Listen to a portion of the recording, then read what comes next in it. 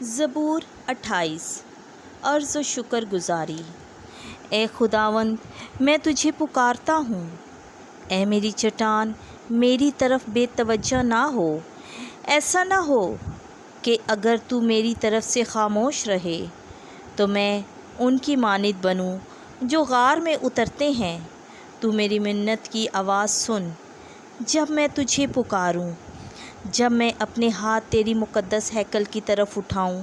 مجھے ان شریروں اور بد کرداروں کے ساتھ گھسیٹ نہ لے جا جو اپنے ہمسایوں سے میٹھی میٹھی باتیں کرتے پر اپنے دلوں میں بدی رکھتے ہیں۔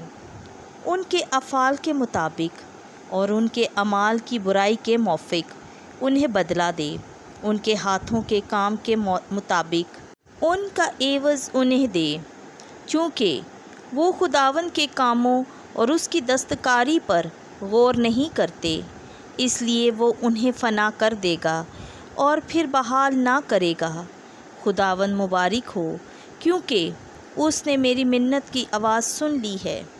خداوند جو میری قوت اور میری سپر ہے، اس پر میرے دل نے توکل کیا ہے اور مجھے مدد ملی ہے، اس لیے میرا دل شادمان ہے اور میں اپنے گیت سے اس کی حمد کرتا ہوں۔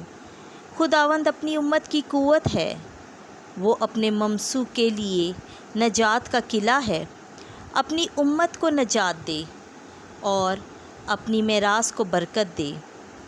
ان کی پاسبانی کر اور ہمیشہ تک انہیں سنبھال لے۔